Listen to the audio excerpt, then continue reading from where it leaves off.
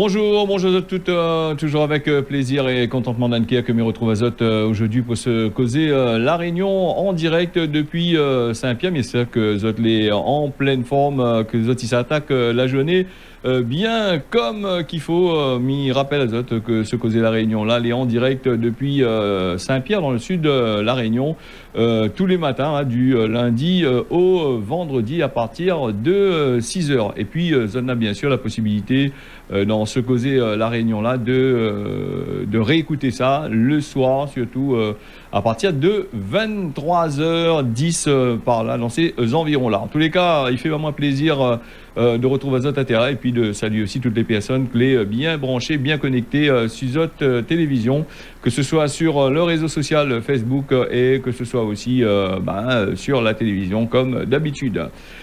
Voilà, nous on va parler aujourd'hui de quoi nous va parler aujourd'hui. Nous va parler un peu du préfet, nous va parler aussi de l'ARS qui demande notre avis sur la vaccination. L'ARS en lien avec le ministère des Solidarités et de la Santé, il lance une consultation citoyenne sur la vaccination contre Covid-19 du 19 août à partir du jusqu'au 19 août, hein, justement à partir d'aujourd'hui là même.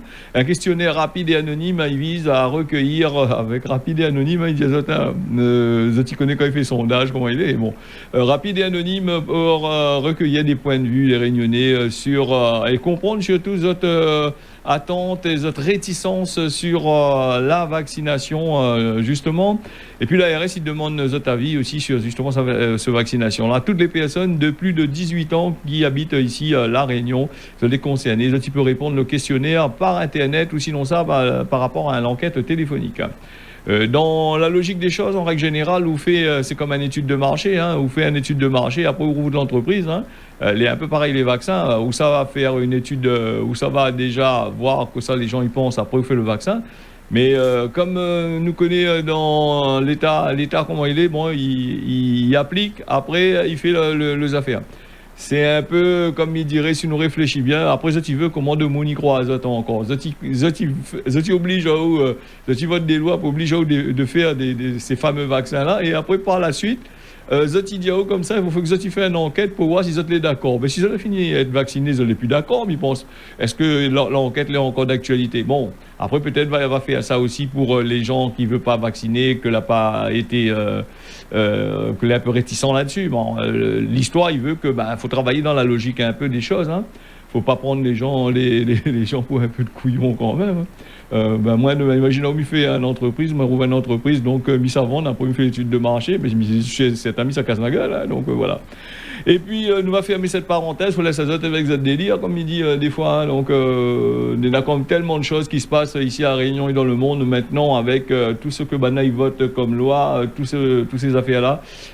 Il vise à déstabiliser quand même la population et puis de faire des annonces à droite et à gauche, des annonces un coup les noirs, un coup les blancs comme il dit, ça y pose quand même un problème à la population. Après, il ne faut pas étonner à que les gens n'est pas trop d'accord avec ce que Zoti dit, hein. Bon, il faut savoir un peu. Peut-être que les bandes communiquées là, il est fait depuis des années et il attend à être livré par la presse aussi, hein. Donc ça faudra nous voir un peu.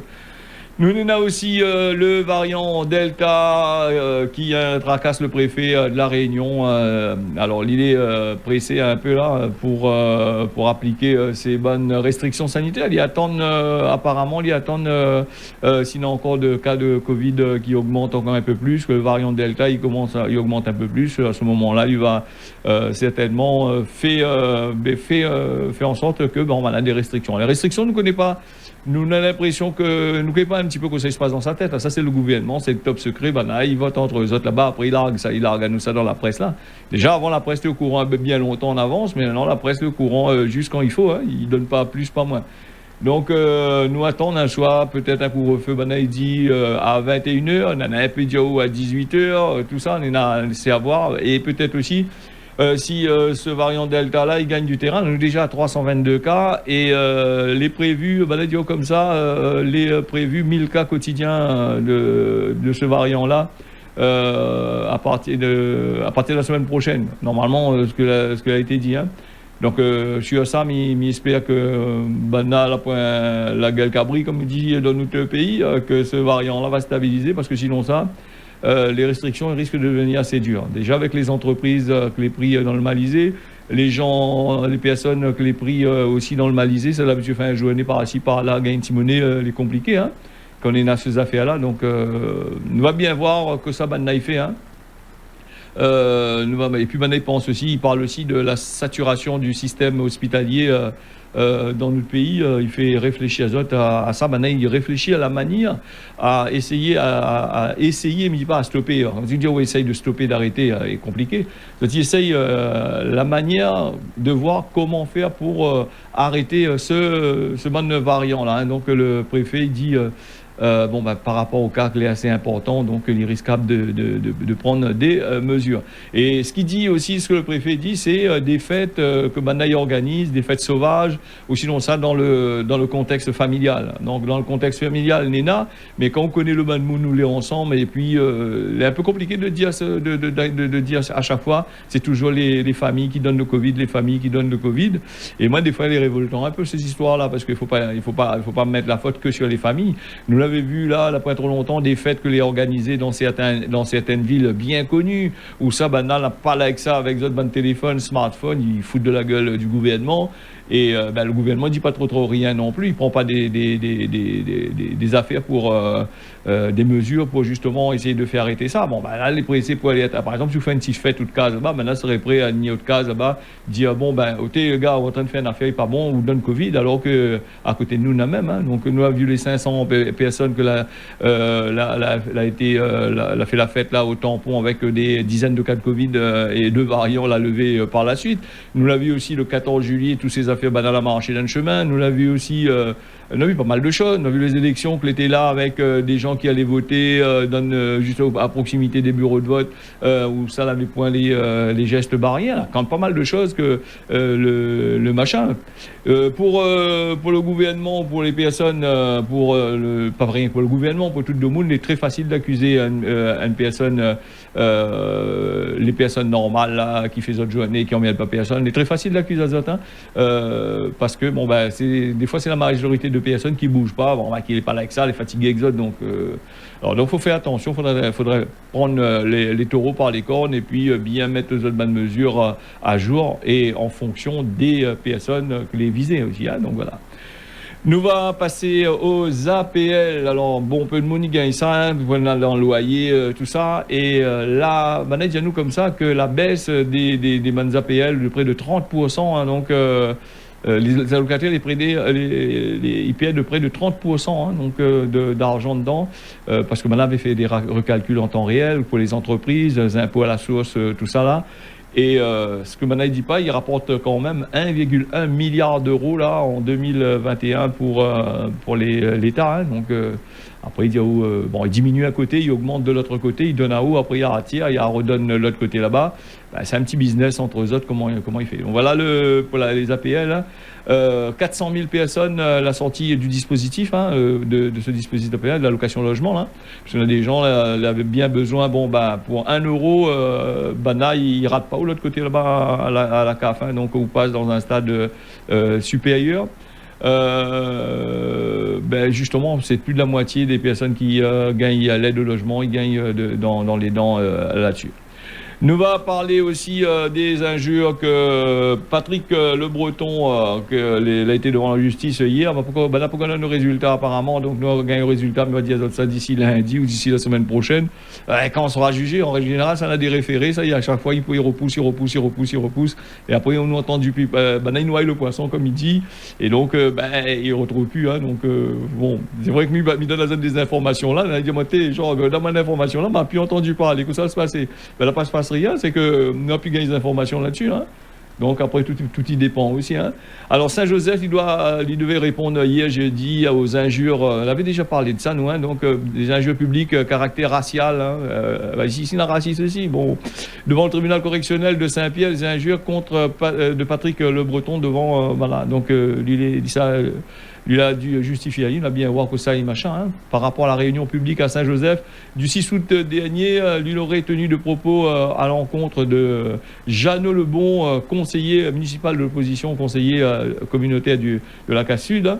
Donc, la tension entre le maire et l'élu de l'opposition, elle a été tellement machin. Nous connaît Patrick Le Breton, comment il était la dernière fois avec l'accusé des Azalées, que j'ai des Azalées, Madame Fanny, il a en graine badin un peu aussi. Donc, ça y étonne pas moi qu'il ait dit ça. Donc, après, c'est son choix, hein, s'il aime ça. Donc, vous me dites, alors, le dernier l'a dit, les élections étaient assez compliquées. C'était toujours avec la soif du pouvoir. Donc, la baisse un maillage de l'autre côté là-bas. Il y a trait du bouc d'appelle le bouc de chinois. Donc, et ça, le bouc n'a pas digéré du tout. Va porte plainte directement, convoque là-bas. Et puis, voilà. Donc, chacun va gagner la monde là-bas. Bon, ça en plus, ça pas. Dans 4-5 ans, on va voir la main dans la main et en train de causer avec. Voilà, donc il oublie toutes ces choses-là. Donc voilà. Nous avons aussi, nous allons sur un petit reportage là, que a été fait par Jacques Marin. Un peu nous revenir dans les autres affaires, décompresse un petit peu. Interview de Virginie Bénard de la compagnie Maïcha Métis qui joue la pièce Madame Marguerite au Petit Théâtre du Bernica. Voilà, donc ça a été. C'est un reportage qui a été fait il y a un petit peu de temps. C'était le 21 juillet. Donc là encore l'actualité, il lance ça et puis il nous revient. Le cul. Tout le monde peut lire. Le cul. Non, parce que sur le tableau, il n'est pas question d'apprendre la lecture, l'histoire et les mathématiques. Sans compter la géographie, par exemple. Ça, c'est un cabot. El Cabo de la Esperanza. Le cap de Bonne-Espérance. Eh bien, c'est de la géographie. Voilà. Alors maintenant, à quoi sert Madame Marguerite? À qui? Parce que on ne vous a pas demandé votre avis à vous. Vous êtes là. Ce sont vos parents qui ont fait le coup. Est-ce qu'il y en a un qui est venu tout seul? Bon, et pourquoi? Il doit y avoir une explication. Et Madame Marguerite va vous la donner tout de suite. Alors en fait, ce spectacle a été écrit en 1975 par Roberto Ataïde, qui a voulu parler de la dictature dans son pays. Et pour ne pas se faire censurer, il avait un transfert sur une prof. Voilà, ce spectacle a été traduit en 32 langues différentes. Donc je pense que je ne suis pas la seule à avoir un petit souci avec la dictature. Donc voilà, moi j'aime bien dire les choses, dénoncer des choses, mais avec de l'humour. Donc je m'éclate dans ce rôle, dans ce personnage. Voilà, donc le spectacle s'appelle Madame Marguerite. Donc là on est un peu en transition, donc les scènes que vous avez vues, il y a beaucoup de choses qui vont évoluer. Puisque avant on avait une Madame Marguerite qui pétait un peu les plombs. Et là on est en train de se dire qu'au final, les dictateurs, ils sont quand même très souriants aujourd'hui. Et ils pètent pas les plombs dans ça. Donc du coup on va l'adoucir un peu, Madame Marguerite. Il y aura des objets, des accessoires. En fait, oui, ils ont utilisé le prof justement pour dénoncer la dictature vraiment du pays. C'est-à-dire qu'il avait un transfert sur une prof, mais l'idée c'est pas forcément de parler de l'école. Et en même temps, le prof a le même pouvoir qu'un dictateur. Dans l'idée, effectivement, on est dans une classe, on est enfermé, et on doit écouter le prof, qu'on le veuille ou qu'on le veuille pas. Sauf que lui, du coup, il a joué là-dessus, sur les deux bouts. L'idée, c'est pas du tout de dénoncer l'école. C'était pas ça le propos. Oui, bah c'est ça, moi j'aime bien dénoncer les choses avec de l'humour et... Enfin, en tout cas, moi, c'est comme ça que j'aime créer. On avait joué Bureau et moi avec Jean-Laurent Faubourg et David Rudel, qui parlait aussi des abus de pouvoir.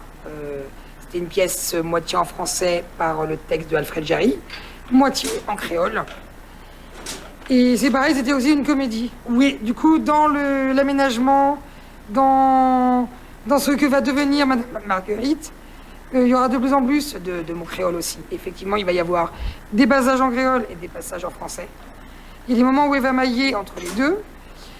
Et parce que pour nous, c'est important de remettre Madame Marguerite ici, quoi. Roberto Ataïde, l'auteur. Et les passages en créole, c'est Christophe Langrom qui va les traduire. Donc on a été soutenu par la région, le département et la ville de Saint-Paul. Ben, merci d'être venu. Merci à Guettali. Donc un projet de la région qui finance des spectacles dans les quartiers. Voilà, un reportage qui a été signé Jacques Marin. Si vous avez bien remarqué, dans ce reportage-là, il y avait beaucoup de monde, surtout les distanciations de sécurité étaient assez respectées quand même. Pas beaucoup de monde dedans. L'ouverture, il y a des jauges aussi que madame met en place par rapport au théâtre, au cinéma, tout ça là. On a déjà assez parlé dans cette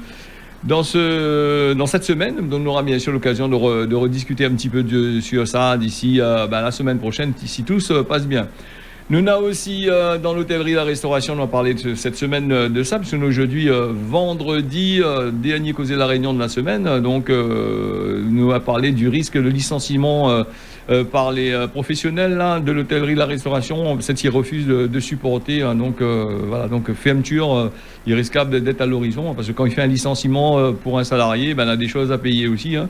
Et surtout avec la crise Covid-19 que l'aider hier, là, avec tous les bonnes affaires, elle est assez compliquée, hein. Si la pointe de l'argent il rentre dans la caisse, c'est un peu compliqué pour les payer le ban des affaires. Et puis quand on réfléchit bien, avec toutes les lois que a été faites, bon là, on a quand même un gros problème. Donc on va parler des tensions diplomatiques autour du logiciel espion Pegasus. Hier, on m'avait parlé de ça. À un moment, il parle de ça. Pegasus, c'est une affaire qui existe depuis des années. Hein. Là, c'est un truc israélien qui est développé par une société, la NSO. Donc les pas secrets, tout le monde y connaît. Elle est un peu comme comme Telegram, où ça, maintenant, ils essaient de mettre la main dessus, les affaires, les cryptés, les compliqués, machin. Donc c'est des logiciels qui sont développés par des sociétés, qui est là pour attaquer les téléphones, faire envoyer des messages sans crypter à 100%. Donc les gens ils gagnent pas trop lire. Mais même le bad book, la crypté, le bad message, même là, mais il y a des policiers qui doivent prendre la clé. Donc voilà un petit peu. Alors Pegasus, nous avons la tension entre la Hongrie, l'Arabie Saoudite et l'Inde, une vingtaine de pays qui l'ont accusé d'espionner des communications privées des politiciens, journalistes. Justement grâce à ce logiciel-là, hein, Pegasus, hein, de la société NSO, comme avait dit Azot. Alors, Emmanuel Macron aussi, il a été pris dedans aussi. Ses ministres, il a été pris aussi dedans dans ce train logiciel-là. Maintenant, là, essaye pirate de téléphone. Il dit, on l'a essayé. Des attaques ont été faites. Qui dit pas où les attaques l'a pas abouti? Bon, ça, il dira pas où. Il va dire, on l'a essayé. La pas gagné rentrée. Ils ont été tellement protégés. Donc, une fois que vous êtes cause comme ça arrive, il va dire, on a quand même un problème quelque part. Il y a des infiltrations là été faites, il y a des documents, parce que ce logiciel de la NSO là, lui peut en rentrer, il n'a pas besoin qu'on installe rien dessus, hein. Normalement, il lance des attaques et il installe une autre machine et il a accès aux bandes contact, il peut activer le micro de téléphone, il peut recevoir récupérer le bande photo. Si on a des documents maintenant avec les nouvelles technologies, on a des documents qu'on a scannés, qu'on met dessus au téléphone, il peut récupérer ça sans ni vu ni connu, sans quoi PSA qu'il est en train de téléphoner, hein, quand il est en train de prendre les bonnes affaires. Donc ces bonnes affaires-là, ils portent atteinte quand même à la liberté des gens. Hein. Après rien que ça, ils portent atteinte à la liberté des personnes. Hein. Regarde avec toutes les lois que le gouvernement est en train de voter, avec des trucs comme ça. Là. On va dire, moi, on a un dent contre le gouvernement. Mon point un dent, mais il répète exactement ce que tout le monde dit. Nos points un dent contre eux autres, avec tout ce qui se passe actuellement, est tout à fait normal que nous entendons ces bonnes informations-là sur un peu partout, sur la télé, un peu partout dans les radios, tout ça. Nous avons aussi le contrôle faciès. Alors, le contrôle faciès, tu connaissais quoi?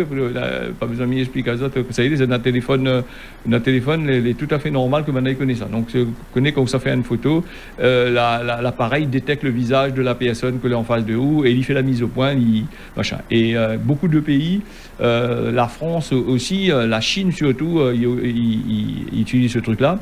Je n'utilise pas pour faire des machins, c'est pour enregistrer dans la base de données et reconnaître des gens sur dans le chemin. À l'origine, c'était ils voulaient faire pour les terroristes ou train comme là, mais maintenant, a passé au stade supérieur, tout le monde est contrôlé dans ces affaires-là.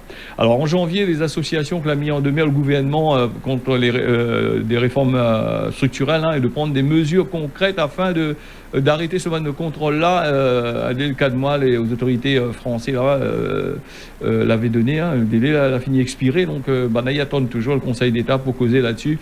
C'est une action que des associations comme Amnesty International, Human Rights Watch, qui a saisi la justice pour dire arrête de ce contrôle les discriminatoires, hein, donc par la police, hein, surtout en France c'est la police qui utilise ça. Alors, ben, là, il dit aussi que c'est une pratique que les humiliante et dégradante, il appelle, c'est des contrôles basés sur le physique des personnes et puis sur la race de la personne, sur l'ethnie de la personne, tout ça, du centre, tout ça là pour mieux contrôler et bien pour bien taxer, hein, donc voilà un peu les affaires. Donc nous à suivre cette affaire-là et ça n'est pas légal si nous regardons bien la loi française et le droit international. Bon.